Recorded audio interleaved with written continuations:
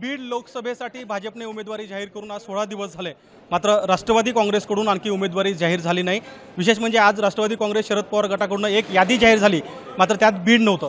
ताई, आज यादी जाहीर झाली, त्याच्यामध्ये बीडचा नंबर नाही लागला। खरं तर प्रतीक्षेत आहेत लोक की कधी उमेदवार येईल। नाही, आता मी तर उमेदवार भारतीय जनता पार्टीची महायुतीची आहे, त्यामुळे मी माझ्या कामात आहे। आता मी ह्याच्याकडे लक्षच नाही देते की कोणत्या पक्षाचे उमेदवार जाहीर होत आहेत किंवा नाही किंवा काय होत आहेत, कारण कोणी उमेदवार आले तरी मला लढायचंच आहे, त्यामुळे मी काही त्याच्याकडे फार बारीक लक्ष देत नाही। तुम्ही जरी लढणार असाल तर स्वाभाविक आहे की प्रतिस्पर्धी आल्याशिवाय हे सगळं पुढे जाणार नाही, पण नेहमी असं होतं कारण आता तिसरा आठवडा आहे जवळपास।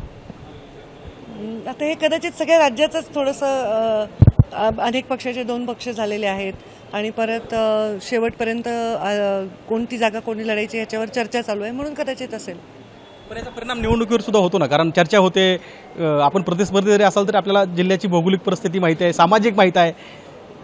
ही उमेदवारी जशी वाढत जाते तसा टेम्पो काय वाटतं कार्यकर्ता बघा, मला माझे जे स्पॅन ऑफ कार्यकर्ता आहे, आता माझ्यावर मित्रपक्षाचे पण लोक आहेत, तर मी सगळ्यांच्या गाठीभेटी घेते। माझा प्रचाराला मला वेळ मिळतो आहे भरपूर, तर मला जे सभांमध्ये वगैरे करता येईल ते भेटींमध्ये करायला मिळतं आहे, इतका वेळ मला मिळतो आहे। तर मी त्याचा प्रत्येक क्षण की उमेदवार नाही डिक्लेअर आहे म्हणून मी आपली रिलॅक्स बसले असं नाही, मी प्रत्येक क्षण यूज करते आहे।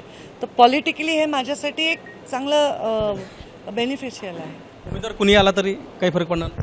कुठून आणणार? बीड जिल्ह्यातूनच आणतील ना, कुठून बाहेर देशातून आणू शकत नाहीत ना, बीड जिल्ह्यातूनच येईल। जे काही नाव आहेत त्याच्यातूनच येईल, असं काही खूप सरप्राइझिंग उमेदवार येईल असं वाटत नाही। नक्कीच, तर कोणी सरप्राइझिंग उमेदवार येईल असं वाटत नाही। जो येईल तो जिल्ह्याचा असेल, मात्र मी प्रचार सुरू केला आहे असंच मत पंकजा मुंडे यांनी व्यक्त केलं आहे। गोविंद शेळके, एबीपी माझा, बीड।